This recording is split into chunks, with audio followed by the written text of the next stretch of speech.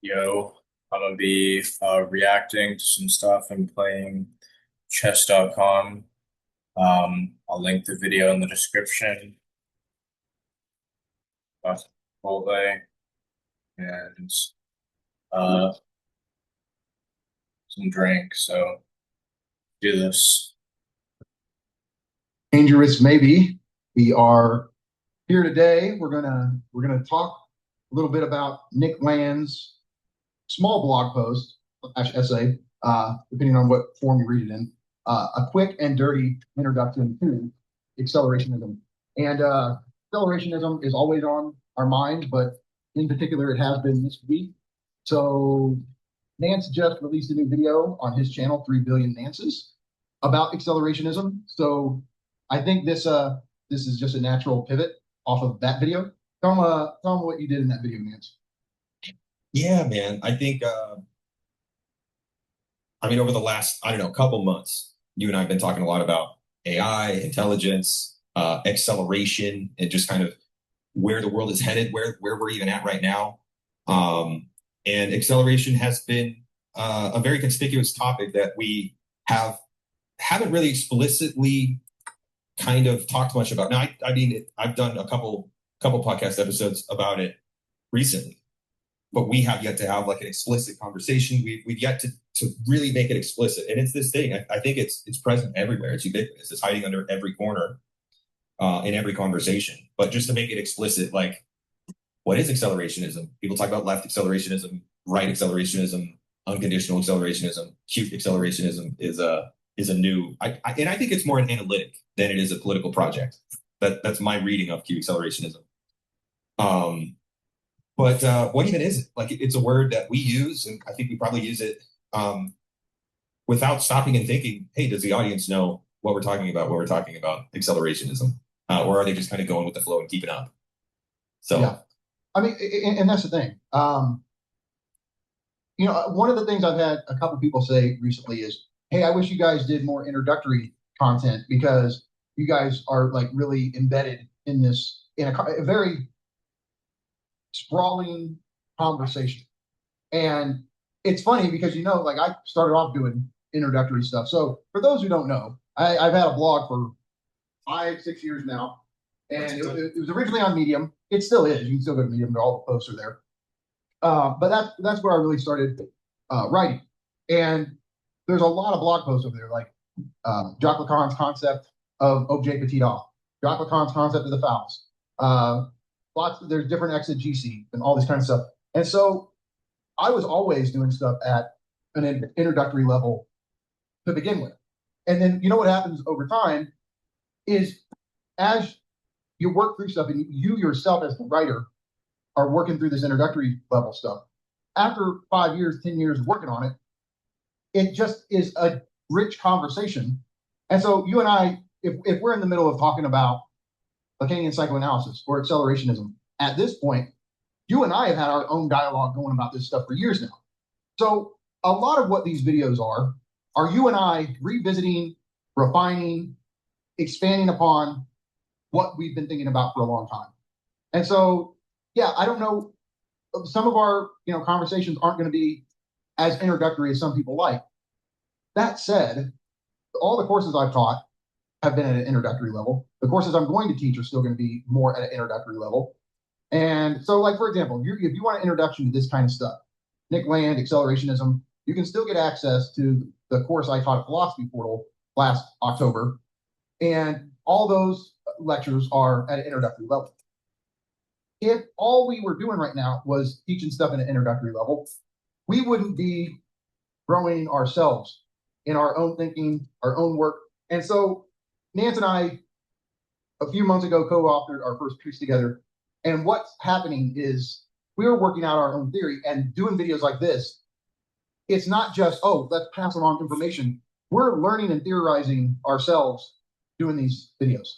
And so I plan on doing video essays, more introductory content. And so that's going to happen.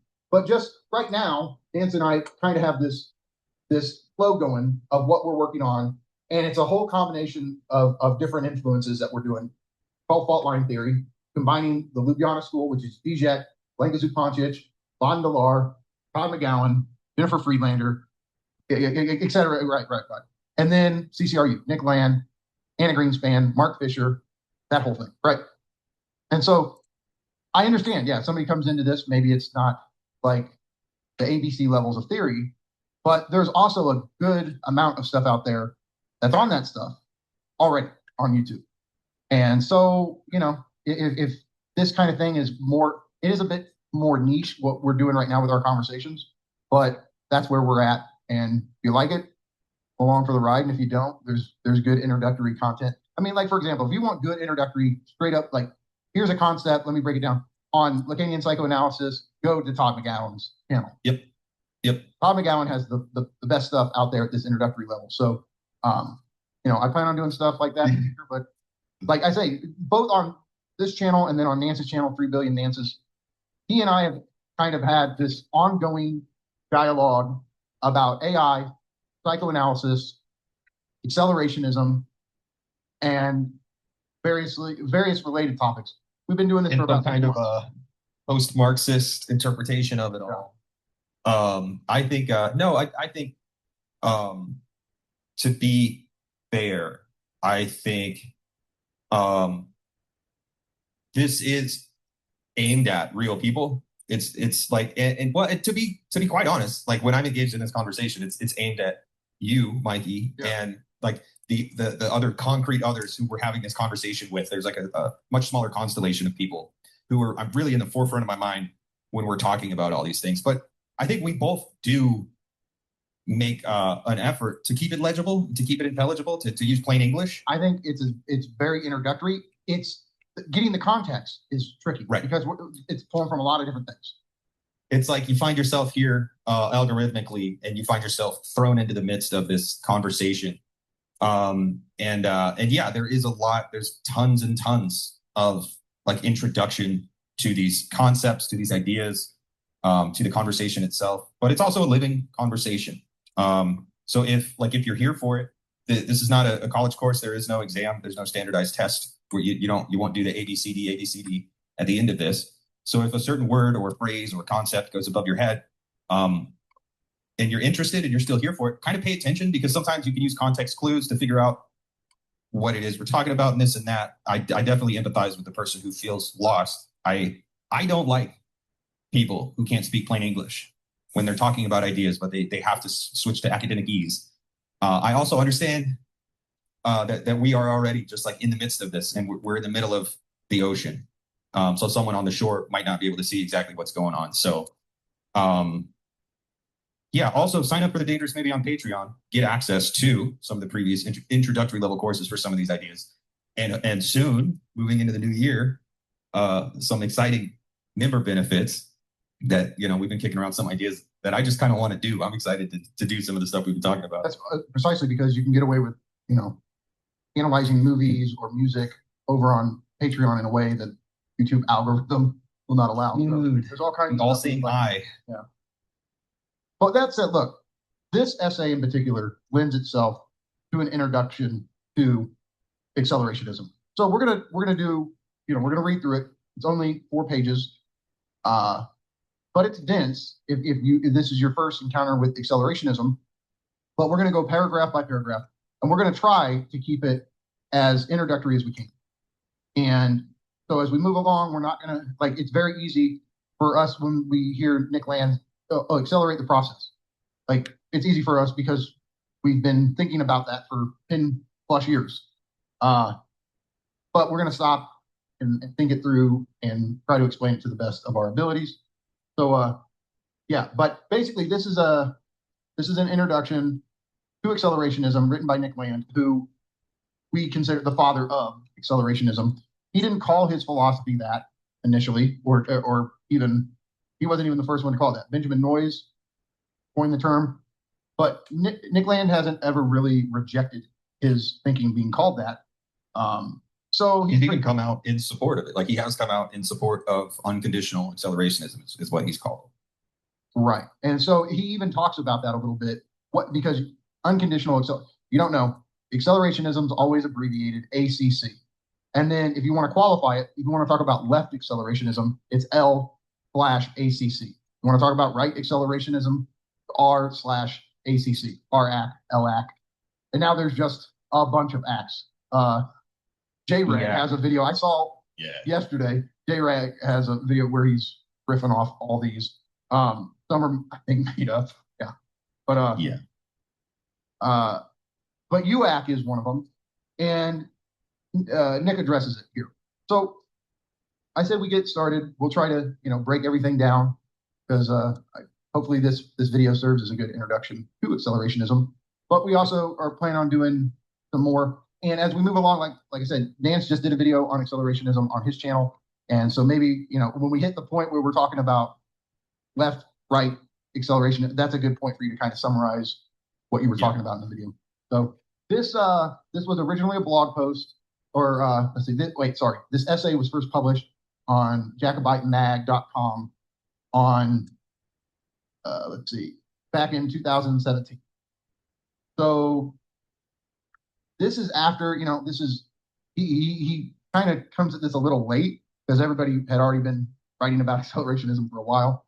But it was kind of important that he, who's considered the father of it, kind of wrote a little introduction to it. So, Nance, why don't you kick us off here? A quick and dirty introduction to accelerationism by Nick Land. Anyone trying to work out what they think about accelerationism better do so quickly. That's the nature of the thing. It was already caught up with trends that seemed too fast to track when it began to become self-aware decades ago. It has picked up a lot of speed since then. Okay, let's pause. All right, so somebody watching this, if they're new to this topic, they could go, cut the shit. What the fuck is accelerationism? Like, let's do the spoiler. Just get to the point. Okay, I'm going to try to give the best and most succinct definition of it that I think gets to the heart of what it actually is. I would define accelerationism like this. Accelerationism, on the one hand, it is a descriptive thing. It's just describing something, a process that's at work in the world. Now, if you want to become normative, or if you want to affirm this thing that's happening in the world, that's another way to say you're an accelerationist. But if you say, I think this thing is happening, I think this accelerating process is occurring, that can make you an accelerationist. But that doesn't mean that you like it or you're happy that this is happening. If you affirm it, I think that would be the stronger sense of what it is to be. Not only do you think this process is happening, you're happy and you want to affirm it in whatever way you can. I think that's a better way. So what is this process? What is accelerating? What is building in intensity? It is the technological development spurred on by capital accumulation. So accelerationism sees a fundamental link between capitalism and technology. Now, somebody could say, hey, technology existed before capitalism. We know, of course. But what didn't exist prior to capitalism is the rate at which technology develops. When capital hits, when the Industrial Revolution occurs, there's a takeoff in the speed and accelerationism of tech development. And that is what is accelerating in capitalism, is the rate and speed of tech development. Now, for Nick Land, this culminates in the production of artificial intelligence. He thinks capitalism is artificial intelligence, but that's the basic way I would define it. Now, Nance, do you think that needs qualification, or would you define it a bit differently? How would you start this off? I think when talking about accelerationism, as we know it, because taking this view of like technological acceleration is inextricably linked with capital at this point, and it's bracketing out the before times. It's saying I don't care about before capital. I'm talking about capital and technology at the same time. So I'm not talking about before capital. I think it makes sense to talk about the singularity. Now, the singularity was a term coined by Werner Vinge. He's a mathematician and a theorist, but also a writer. He also coined the term the surge. So the singularity, Damien Walter on YouTube, Science Fiction with Damien Walter, just released an excellent video about the singularity. I watched it yesterday. And he's talking about Children of Men and William Gibson's Jackpot trilogy and the singularity. It's an excellent video. If you guys have time, go to Science Fiction with Damien Walter on YouTube and watch the video. It's excellent. But the singularity is the new God of modernity. So as Nietzsche told us, God is dead.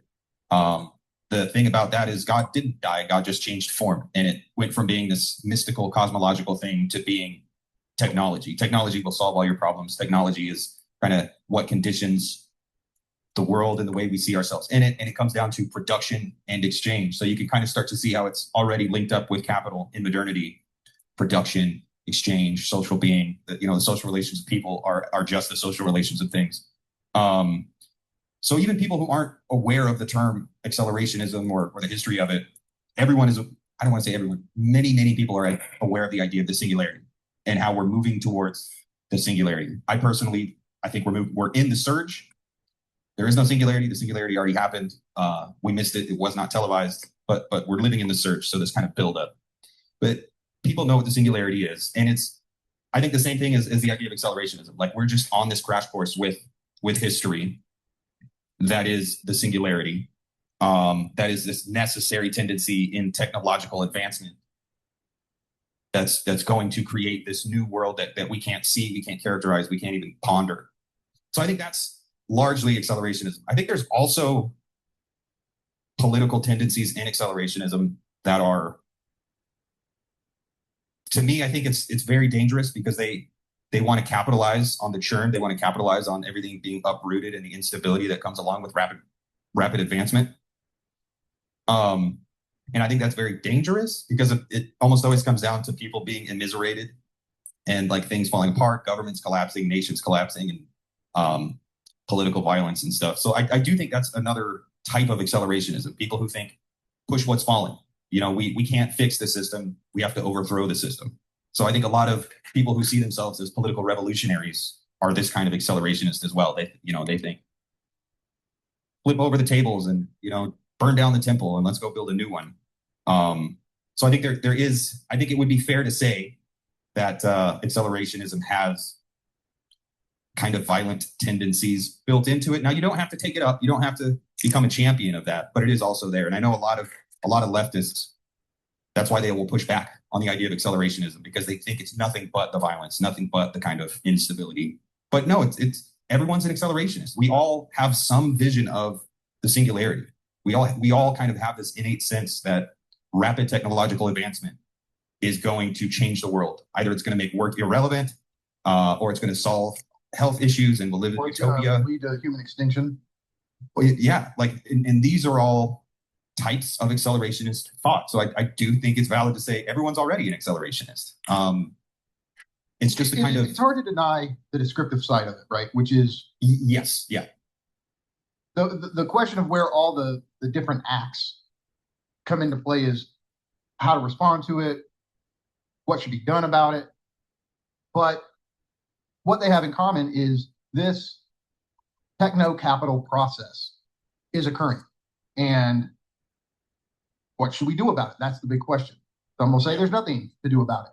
Some will say that's defeat us. Maybe we should try to do something about it. Okay, we do that. What should we try? So the point, though, is the thing that's accelerating is the movement of and development of technology to the point of artificial superintelligence.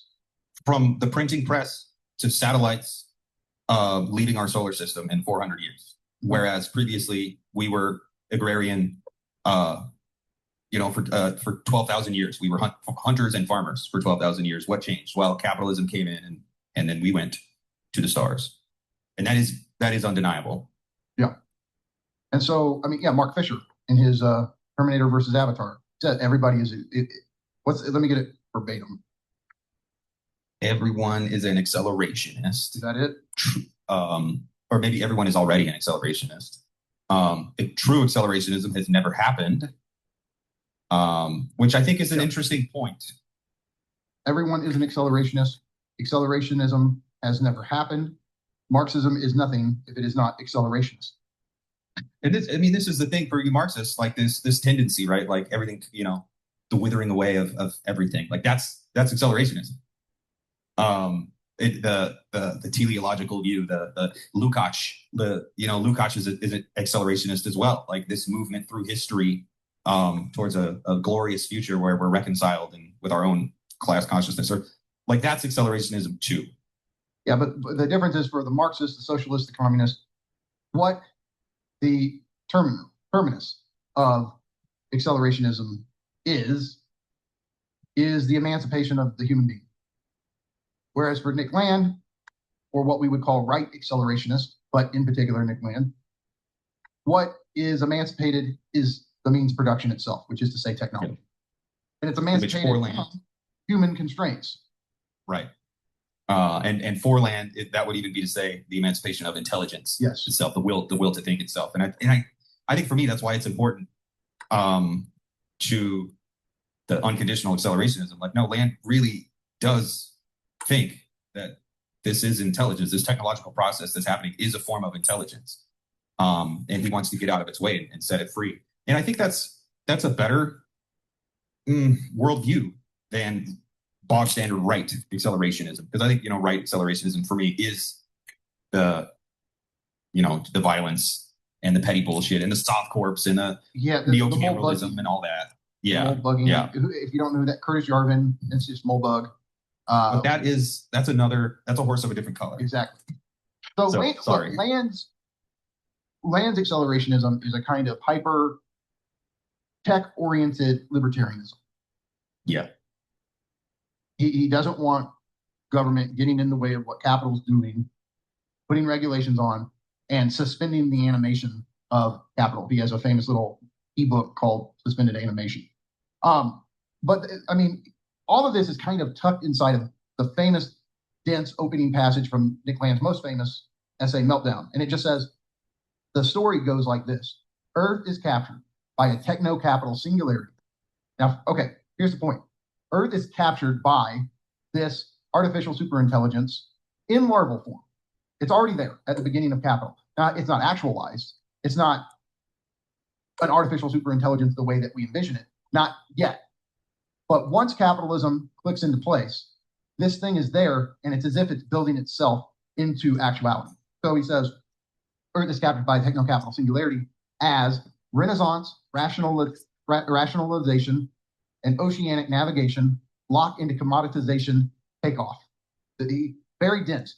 But what he's trying to say is there's a kind of hyper rationality that has clicked into place, along with the ability to now navigate the ocean in much more efficient ways as commodity production and the distribution of commodities via oceanic navigation is now taking off. All of these concrete economic factors and this new emphasis on rationality, which is calculation, instrumentality, all of this is clicking together to enable capital to take hold economically. It's the new mode of production, the new economy that's organizing everything.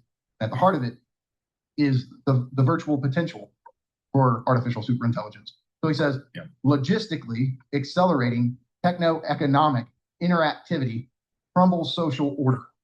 So the way he's saying it is capitalism comes in, and it's a system of radical quantity. It's organized around numbers. It's organized around exchange value, which is prices, numbers. And this emphasis on this logistical system that is based around nothing but capital accumulation crumbles long traditional social orders. That the old ways of doing things cannot stay in place because they block and hinder what capital is doing. The old world, based on religion especially, they know this is the way things are. These values come from God or the gods.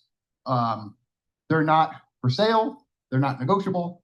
And the practices and rituals and traditions that were rooted in these old worlds are being dismantled, ripped apart by capitalism. That's making everything over in its own image.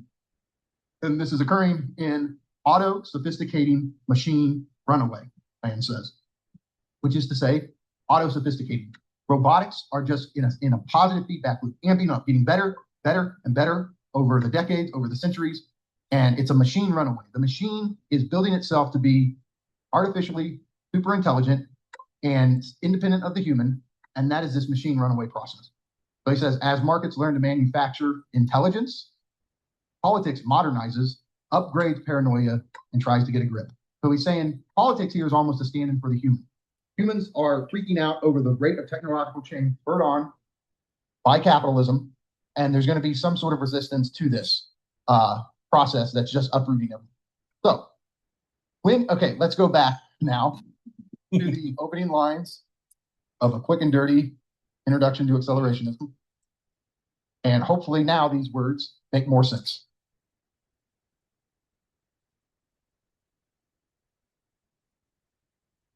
Okay. Anyone trying to work out what they think about accelerationism better do so quickly. That's the nature of the thing. It has already caught up with trends that seemed too fast to track when it began to become self-aware decades ago. It has picked up a lot of speed since then.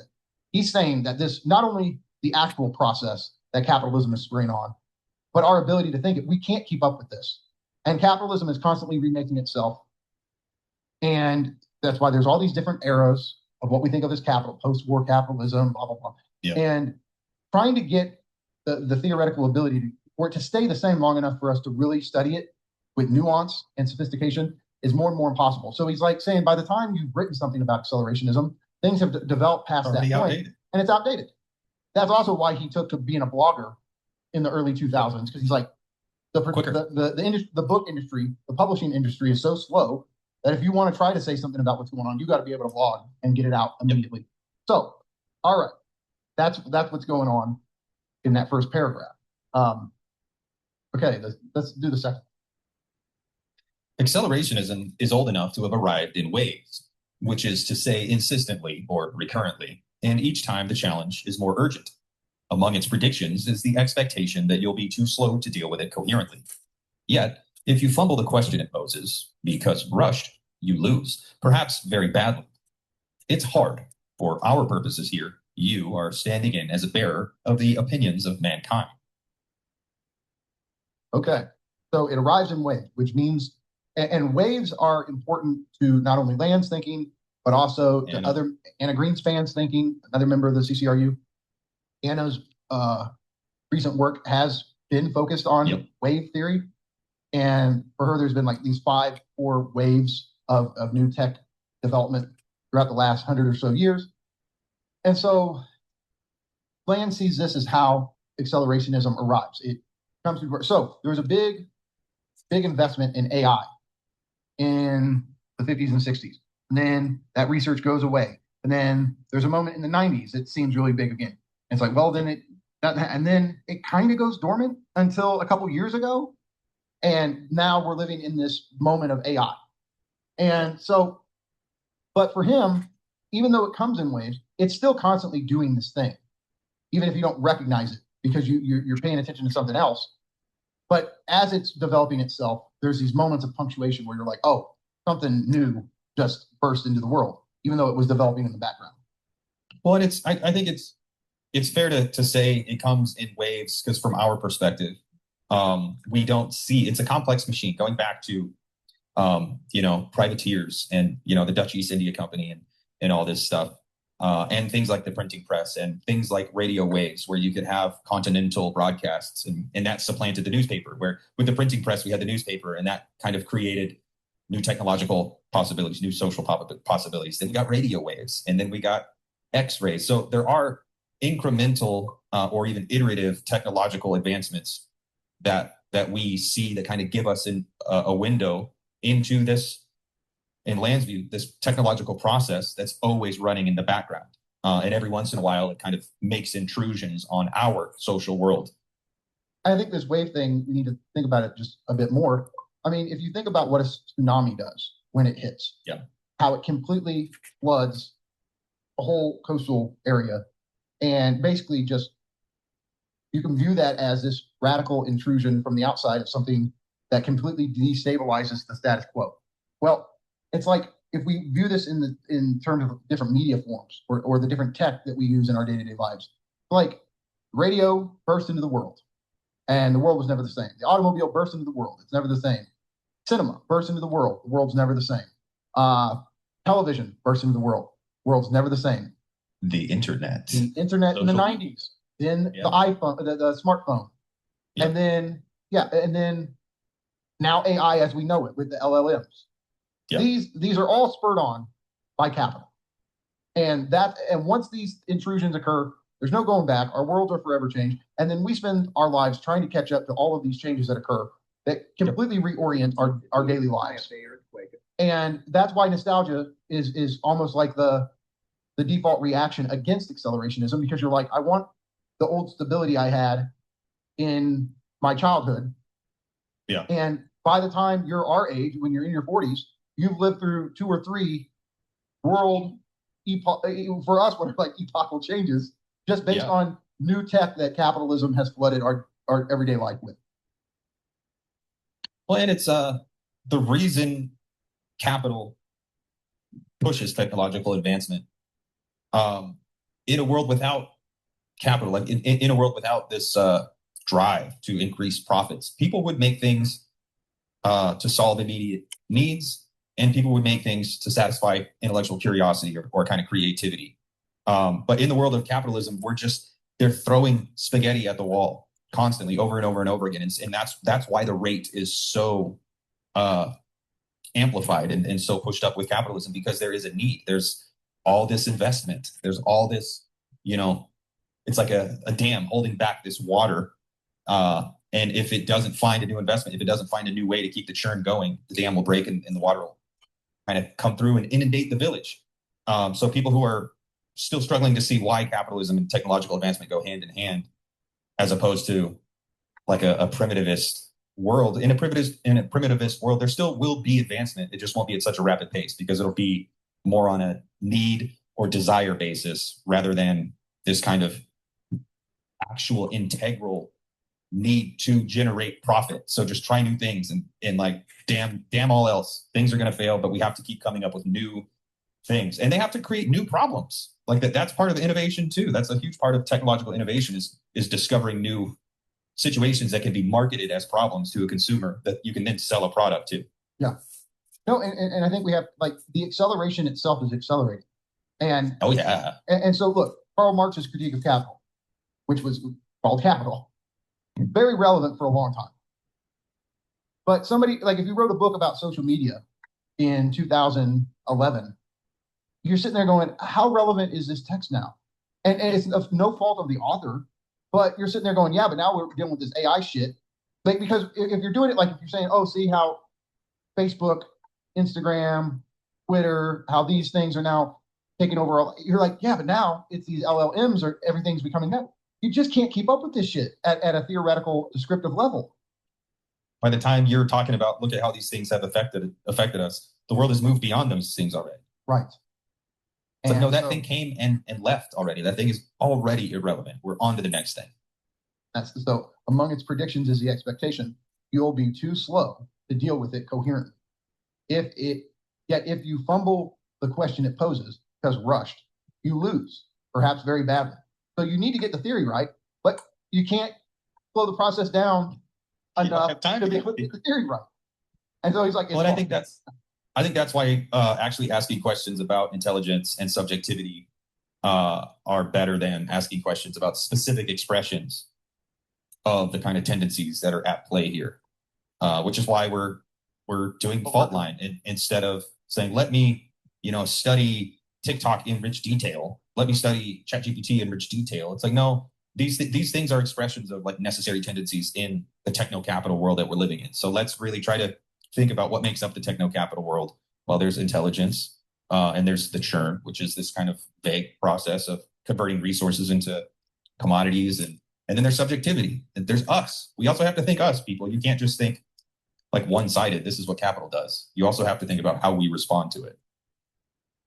So, I mean, the theoretical fault line, or the fault line related to theory, is the Ljubljana School and CCRU.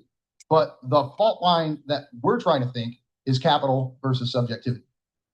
Yeah. And so, in my books, so, but yeah, it's the point. So for our purposes here, you, the word you, are standing in. Is right. For our purposes here, you is standing in as a bearer of the opinions of mankind, saying like, yeah, the opinions of humanity just cannot give proper opinions on what's happening. Yeah. Can't keep up. So he says, time pressure, by its very nature, is difficult to think about. Typically, while the opportunity for deliberation is not necessarily presumed, it is at least, with overwhelming likelihood, mistaken for an historical constant rather than a variable. If there was ever time to think, we think, there still is and will always be. The definite probability that the allotment of time to decision making is undergoing systematic compression remains a neglected consideration, even among those paying explicit and exceptional attention to the increasing rapidity of change. Now that was dense.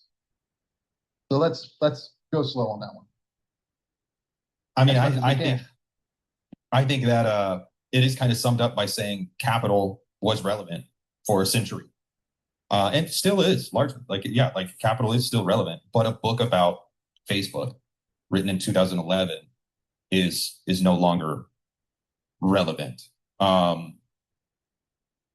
If there was ever time to think, we think there still is and always was. We could lull ourselves into this false sense of security where people think I can take 10 years to really, really deeply research and write a well constructed piece or book or analysis or whatever on something. And I mean, you can, but I think it comes down to being smart about that something.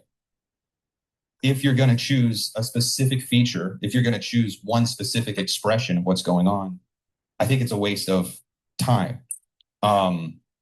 We are running out of time. Acceleration is accelerating. And I do think, we're inside of a decade of seeing truly unimaginable capabilities in our technologies. And the reason for that is because every year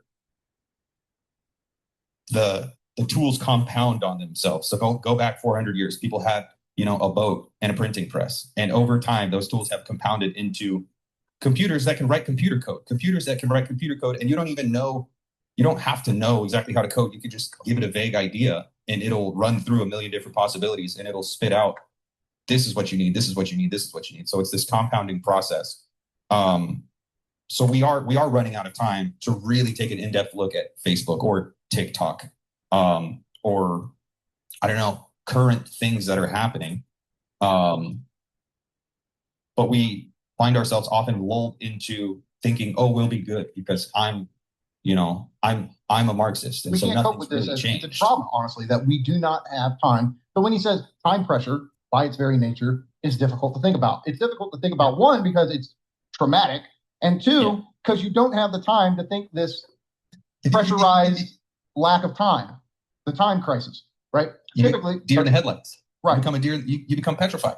So here's the thing: if accelerationism is a problem to be solved, first you have to really understand it in order to solve it. But if you don't have time to understand it because it's constantly changing with ever increasing acceleration, then what do you do?